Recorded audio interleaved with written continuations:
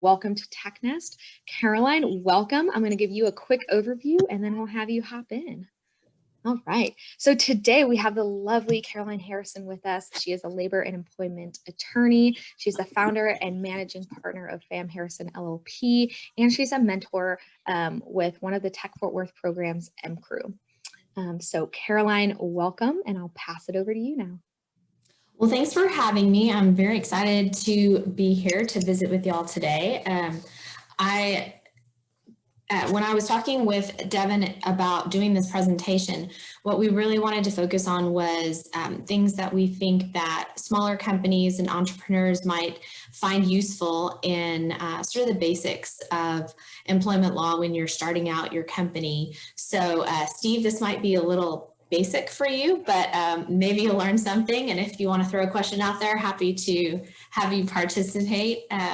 What I wanted to cover today is, here's what we're going to cover today. We're going to just talk about an overview of employment laws that apply generally to business owners, sort of the ones that I see get smaller businesses sort of into trouble sometimes, and bigger businesses too, for that matter. But we'll talk a little bit about the interview process, some hiring do's and don'ts in the interview process.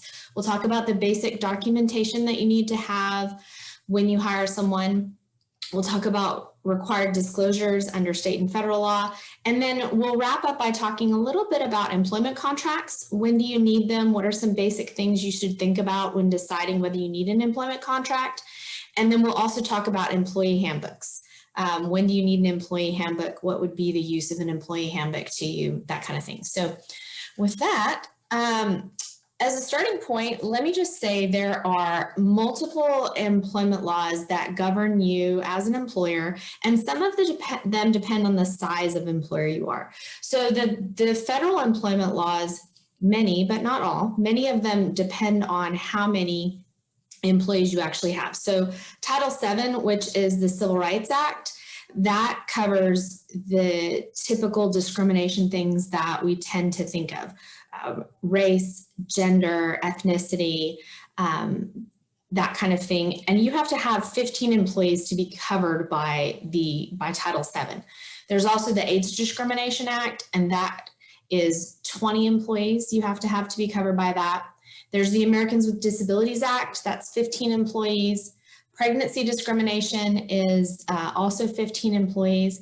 The Family and Medical Leave Act, FMLA, you have to have 50 employees to be covered by that. As a general proposition, although Congress threw everybody a curveball with extended FMLA, which we are not going to talk about today. We're not going to talk about the FFCRA and extended FMLA or extended sick leave. However, if you have questions at the end about that, I'm happy to answer those, because that's what we're dealing with a lot as employment lawyers right now, are those laws. And then there's also USERRA, which is the Uniformed Service Employment and Reemployment Act, and that is basically where you can't discriminate against people that not just are deployed, but people that are also in the reserves. You have to give them their time off to go and do their reserve activities. And then the Fair Labor Standards Act, and that is what governs minimum wage and overtime. And you are covered by that if you have 2 employees. And there's a couple other things that might complicate that, including like how much in gross receipts you have each year and that kind of thing. But as a basic proposition, you have to have 2 employees to be covered. And then there's also state employment laws that are separate from the federal laws that would cover you as an employer. Workers' compensation, there's no limit on how many employees you have to be covered by that. That is a law that if you have workers' compensation insurance, that protects you if any of your employees get hurt on the job. And if you don't have workers' compensation insurance, then you are not protected by that insurance program if somebody gets hurt on the job. Meaning, if you have workers' comp insurance, the employee's only recourse for the most part is to go through workers' comp and get their medical covered and their lost wages covered under workers' comp. If you don't have a workers' comp policy and you have an employee hurt on the job, then they can sue you just as any other customer or anybody on your property could sue you. The Texas Payday Law, that is a law that says that you have to pay your employees It's kind of a basic law in that regard, but it also governs some other things, such as if you have an employee that's not exempt, you have to pay them twice a month. And employees can use the Texas Payday Law to go to the Texas Workforce Commission and get the Texas Workforce Commission to help them get their paycheck if they're not getting paid by their employers. There's also unemployment compensation. Everyone's covered by that. If you have an employee, you pay that through taxes. The wage and hour laws in Texas are really reflective of the federal laws. There's nothing different there. And then there are state anti-discrimination laws that mirror the federal laws that we talked about. There are separate whistleblower laws in Texas that govern if your employee, they mostly govern government agencies, but there are some small exceptions. And then common law claims. And by that, I mean something like a breach of contract, or there's a separate common law claim called Sabine Pilot. That's named after the case where the Texas Supreme Court instituted that law. And what that says is that you cannot order your employee to commit a crime, and then when they refuse, you fire them. So that would be an example of something that's not in a statute, but it is something that's out there that the courts have put in place to protect your employees. And then also, several cities have their own ordinances that protect against discrimination. For example, the city of Fort Worth has had an ordinance that prohibits you from discriminating against your employees based on sexual orientation. They were pretty progressive in that regard because, as many of you probably know, the federal law did not protect against that until very recently, but the city of Fort Worth has had that ordinance for a long time. So let's talk just a little bit about the Texas Payday Law. The Texas Workforce Commission enforces that, and they make sure that you pay your employees timely. They make sure that you're not withholding things from your employees' paychecks that you're not supposed to be. For example, if you want to say that you're giving an employee a uniform for free, and then if something happens to the uniform and they need to buy a new one, you can't just deduct that money from their paycheck. You would have to have a signed agreement with them that allows you to withhold money from their paycheck. And then overtime, that is governed by the Federal Fair Labor Standards Act. And what it says is that you have to pay any of your employees that work over 40 hours in a work week time and a half if they're not exempt. Exempt means that they fall into a certain category that we'll talk about just a little bit more here. But the FLSA Basics are that, and again, that's the Fair Labor Standards Act. The basic idea is that it applies to all employers in the U.S. If you have 2 or more employees. It applies to full-time and part-time workers, and 40 hours a week is considered the basic work week for figuring out if you are supposed to pay overtime to your employees. Overtime is paid at 1.5 times the regular hourly rate for any hour over 40. And your employees are entitled to that unless they are exempt. Exempt, basically, we'll talk a little bit more about that in a second. But basically, it means that there's some category your employee falls into that allows you not to pay them overtime. Typical misclassification issues when it comes to the FLSA are trying to say that somebody's an independent contractor when they're not.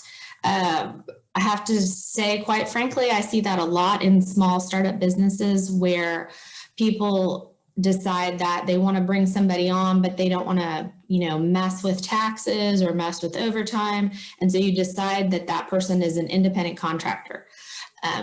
That is a specific category of relationship that typically gets people tripped up a lot. There is, on the Texas Workforce Commission website, they have a lot of really handy information on that website, by the way, in the section for employers. And they have a 20-part test on that website that talks about the things you need to look at to decide if your person who's offering services to you is really an independent contractor or an employee. So if you have questions about that, I would recommend starting there. Another place that people get tripped up is calling somebody an exempt employee and not paying overtime. Typically, where that gets people messed up is a lot of employers think that if you pay someone a salary, meaning the same amount of money every week, that you don't have to pay them overtime. That is only part of the test for exempt employees. You have to actually figure out if your employee is in a category that's exempt. You can't just pay them salary and get over the overtime requirements. Oh, look, I have a typo in my presentation. Sorry about that. Paying an employee a salary each month does not mean that person is exempt. And exempt people, by the way, I don't have a slide in here for this, but typically what exempt employees are is professionals are exempt. So like if you think about doctors, lawyers, teachers fall into that category, CPAs, people that have an advanced degree oftentimes are exempt.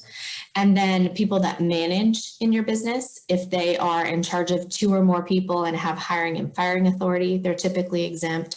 And if they are somebody who has a great deal of decision-making authority in your business, they would typically be exempt. There's a few other categories too, but that's sort of the basics of exempt. And that's about the only time you can get out of paying someone time and a half if they work more than 40 hours a week.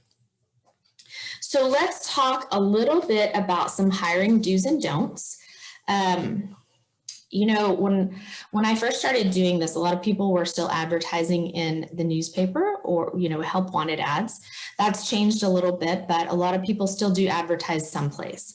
And so if you're going to put something in writing to advertise a job opening, you don't want to say things like young, dynamic office environment, because that's sort of implying that you don't want anyone who's old to apply for your job. Our high energy, active office. Again, that's been seen to discourage people who either are older or who might have a disability from applying for a job. So you kind of want to think about when you're putting the words into an advertisement, what that might be telegraphing to people about discouraging them to apply for your job. If you're going to have a job application, which is not required, by the way, you can just ask people to submit resumes. But if you do have a job application, you don't want to ask anybody's age on a job application. You don't want to ask their place of birth. Sometimes people ask me, why wouldn't I want to ask place of birth? Well, that's because you don't, if they were born outside the United States, for example, and you ask that on the application, then you have some information that could allow you to discriminate based on national origin. So you'd want to stay away from that. You don't want to ask about marital status, again, because you don't want that information, because you don't want anyone to accuse you of discriminating based on marital status. A good rule of thumb is to have yourself some basic interview questions that are pretty much the same for every applicant.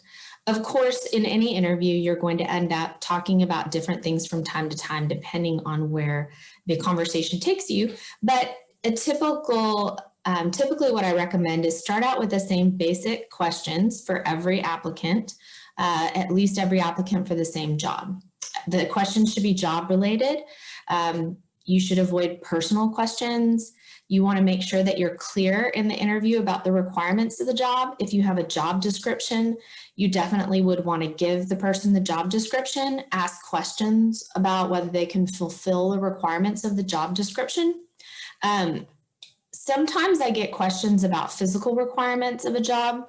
You want to put those into a job description so that it's right up front what it is that you need the employee to do.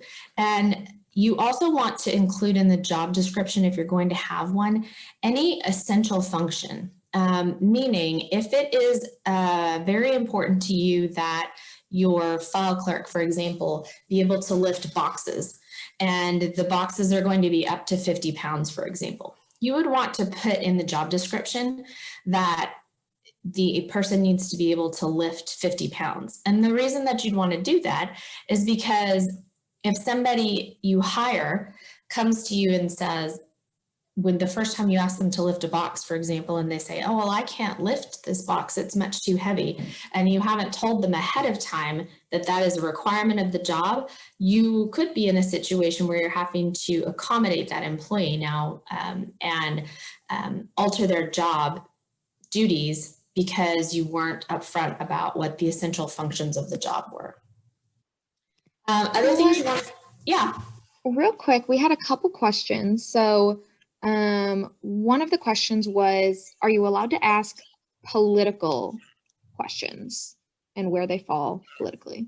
You are allowed to ask that. I'm not sure I'd necessarily recommend it, but there is no protection for your political affiliation. How you voted, that might be a different matter, but your political affiliation, there's no protection for that. Okay. And then the other question was, if the person volunteers that they are married with children, are you allowed to ask how many children they have or how old the children are?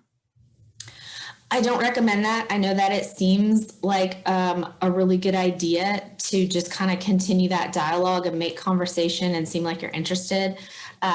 But I wouldn't recommend asking that, because the more personal information you have about somebody, the more you're opening yourself to that person being able to make an argument if they don't get the job, that it had something to do with the personal information that they had, as opposed to the job related questions that were asked. Wonderful. And then we have another good question, but I think I'm going to save it till the end. Okay. Some additional questions to avoid asking in an interview are, how many days did you miss last year due to illness? The reason that you don't want to ask that is because that might be getting into, if the person took FMLA leave at their last job, for example, that's protected activity, and you wouldn't want to discriminate based on that. Have I ever seen a lawsuit based on that? No, but I'm just saying it's best advice not to get that information from somebody before you hire them. You don't want to ask about their citizenship. You can ask if they are legally authorized to work in the US, but don't ask specifically about their citizenship. And you don't want to ask about age. And that is because, believe it or not, age discrimination protection starts at age 40. And once I passed 40, that seemed crazy to me, but that is where it is. It's at 40. And you just don't want to step into any information that could give somebody an argument that you didn't hire them because of their age, for example. You do always want to ask if the person can fulfill the job requirements. That's why it's important to talk about what the job requires during the interview. And I would also ask if they're under a non-compete. Increasingly, employers are having employees sign non-competes, especially in sales type roles. And so it's always a good idea to ask if they're under a non-compete from their prior employer. That doesn't mean you shouldn't hire them, but that means that you need to know the parameters of that non-compete so that you understand that you're not getting yourself into a legal situation with the old employer. One other thing to know about hiring is about background checks. You can do background checks, but you need to do them after you've done a job offer. You have to have consent from the employee, and there's a very, very specific format that consent needs to be in. So that's not something that you generally want to do on your own. Generally, I recommend you hire a company to do a background check. A couple small little exceptions to that, but as a general rule, that's what I recommend because of the disclosures that you need to make. About 10 years ago, the EEOC really made background checks a hot button issue. Under this administration, they haven't been as hot on that issue, but the reason that it was such a hot button issue is because doing background checks and finding out an employee's criminal history ended up, the EEOC position was that ended up excluding a lot of people from the workforce just because they'd been convicted of a crime. And so the EEOC came out with very specific guidelines for when you could and couldn't consider criminal activity. If you're going to do a background check and then you're going to withdraw the offer based on a background check, you have to inform the employee of that. And then also, if you are going to do background checks, I'd be consistent about that, meaning don't just pick and choose who you want to run background checks on. Either you do it for all employees or you do it for all employees in a certain category, but definitely don't do it randomly. Real quick, one other question, which you actually already answered. One of them was, if you find anything, can you resend the offer? So you answered that. The other question was, if you hire an outside recruiter, are they allowed to ask questions that the employer wouldn't be able to ask? So sometimes yes, and that I would make sure though that if you're having a recruiter ask those types of questions, you make sure that you're clear with the recruiter up front that you don't want the answers to that. So if a recruiter is screening candidates for you, for example, I certainly, first of all, wouldn't direct them to ask questions that you can't ask. But if they are going to do that, I would put up a Chinese wall and make sure you're not getting that information from them. Perfect. And that was all the questions for now. Okay. When you do hire an employee, you have to keep certain documentation on file. You have to keep an I-9 on file. That is a document that you have to fill out within 3 days of employment. And that is the document that proves that the person is legally authorized to work in the US. So for a lot of employees, that's going to be a passport or a driver's license and a social security card. There's a whole list of documents that you can accept on that I-9 form. And I'll also tell you that the I-9 form is a situation where the Department of Labor has a I think it's pretty easy to understand handbook for employers that goes through the entire I-9 and what you can and can't ask for and how to fill it out. And so I would recommend looking at that if you have questions about the I-9. You also need a W-4 for employees that tells you how much to withhold from their check for taxes. In Texas, you're going to want a workers' compensation notice. You're legally required to tell your employees whether or not you have workers' compensation coverage. If you're going to do a background check, of course, as we just discussed, you're going to need to have that form filled out and signed. If you're going to withhold anything from the employee's paycheck, you need a withholding agreement. And I'm not talking about just taxes or insurance premiums. I'm talking about, like, for example, some employers will say, let's say it costs you $125 to do a background check. Some employers will have an employee sign an agreement that if they leave within 6 months, they'll repay the cost of the background check, for example. So if you're going to do anything like that, you'd want to have a wage withholding agreement. And again, the TWC has a form on their website that is something you can take and use and tweak for your purpose in that regard. And then you also have to report to the State Directory of New Hires in Texas certain information. And if you have a payroll company doing your payroll processing, they're going to do that reporting for you. But if you don't, if you're doing it yourself, you're going to need to find that information and make sure that you're reporting when you hire somebody. When you are in your place of business, you need to have certain postings. Usually you can get those, like there's a big all-in-one poster that you see in a lot of break rooms that have, they'll have all the Texas and federal stuff included in one poster.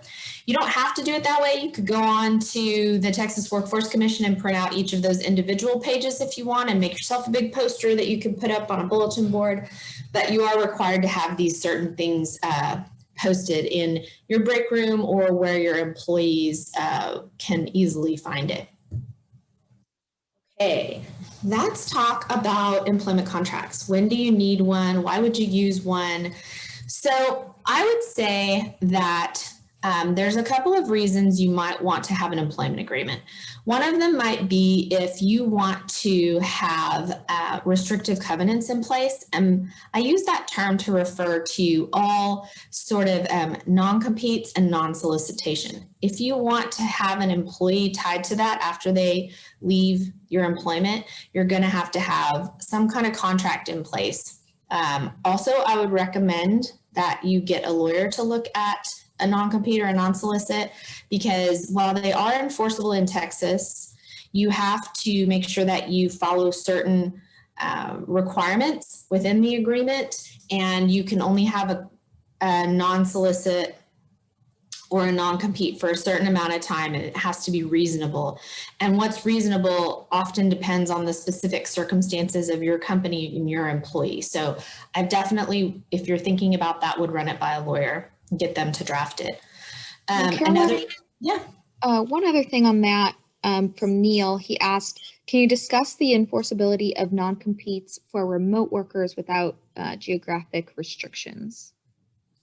Yeah, so that is obviously increasingly important to a lot of people, especially let's say you've got somebody who is working from home and they're a salesperson and their territory is actually the US, which is possible. It's not as common, but sometimes you do see where someone's entire territory is the US. A lot of times when a court goes to look at that, the entire US, first of all, is generally not enforceable. What the court's going to do is look at the situation and look at where the employee was really working for you. I have had a court before enforce a restriction that was to 3 or 4 states on the East Coast because this person was a salesperson and that was his territory, and we could show at the temporary injunction hearing with the court that that's where he really worked. And so the courts are going to look at it on a case-by-case basis. So if you have, for example, a geographic limitation that is a 50-mile radius of the corporate office, that's generally going to be seen as pretty safely enforceable. If it's the entire state of Texas and the employee was really only working in the 4 counties in this metroplex, then a court's not going to enforce the whole state of Texas. So it really, really is dependent on where that employee is really working. And I would say in that regard too, that a lot of times a customer non-solicit might be a better avenue for you if you really have an employee that is working in many, many locations. Then you might want to just have them restricted from the customers that they've been servicing, as opposed to trying to enforce a very broad geographic restriction. Thank you. Sure. Another reason that you might want to have an employment agreement is if you have certain things that you really want to keep confidential and you want to really drive home and enforce the types of things that are confidential and make sure that those are spelled out so the employee understands what you need to keep confidential. You could put that in an employment agreement. Another thing that might, certainly for entrepreneurs, might be of interest is a works for hire agreement. And what that is, if you're not familiar with that, that says that anything that an employee creates while they're employed by the company is the property of the company. So for example, one of the most famous examples of that is sticky notes. The guy who was working for 3M, he was working for 3M when he created these sticky notes.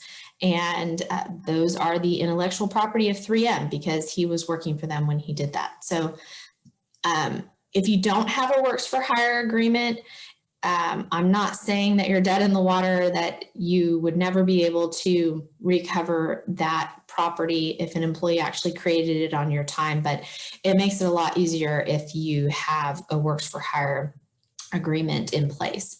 And then another reason you might want to do an employment agreement is to secure an employee who's very important to your company for a certain term. So a lot of times you see these in C-suite level employees because you want to keep somebody around for 3 years or 5 years. You want to make sure that they're tied to your company for a certain amount of time. So a lot of times you'll see those type of agreements that have this employment is guaranteed for a 3-year term. We can only let you go for certain reasons, for cause that would be delineated in the employment agreement. And often you'll see if the employees let go for any other reason, there might be some severance specified. So you don't need an employment contract in every situation, certainly, but these are some things that might clue you into a situation where you do need one.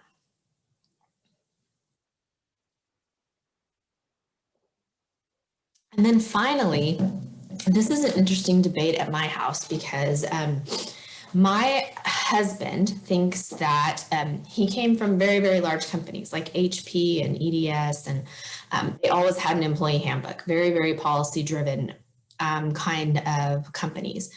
Here at my law office, I do not have an employee handbook.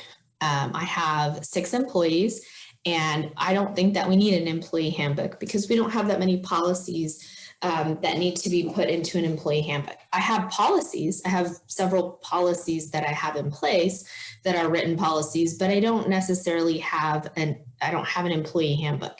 And I don't think every employer needs an employee handbook. If you have a handful of employees, you probably don't need one.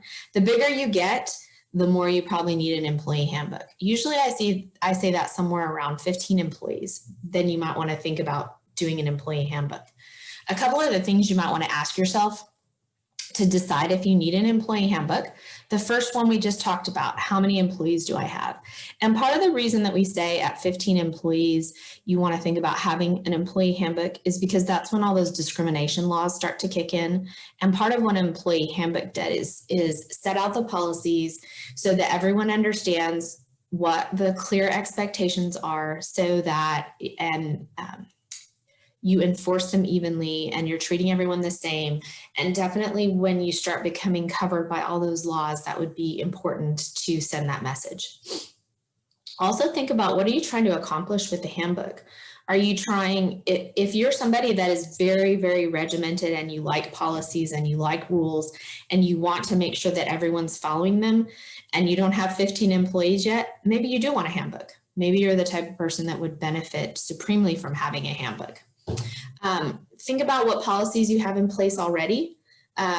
So do you really need a handbook, or do you need to have a few policies in place, like a vacation policy or a paid time off policy, maybe a confidentiality policy? Maybe there's a few things you do want to have in place, but you don't necessarily need a handbook.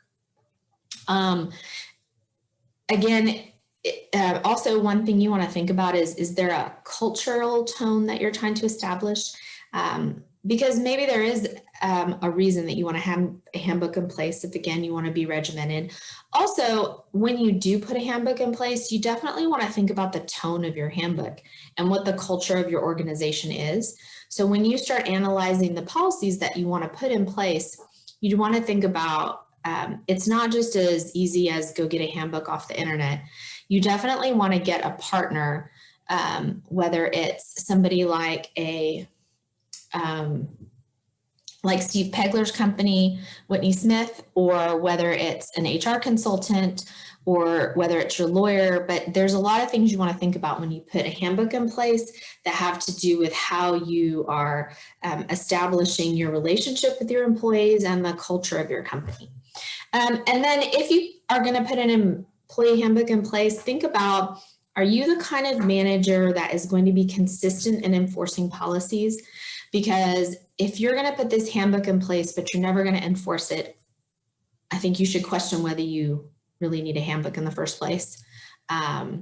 Because if you put a handbook in place and you only enforce it sometimes, that is fodder for plaintiffs' attorneys to claim discrimination when you start enforcing it only against one person.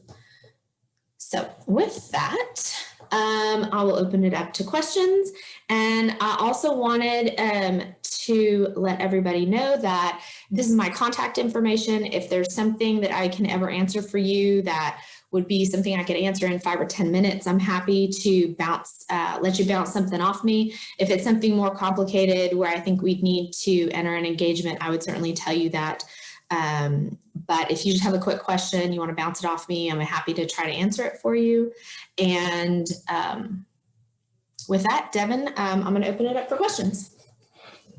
Wonderful. Thank you so much, Caroline. I really appreciate you being here today. Awesome. Okay.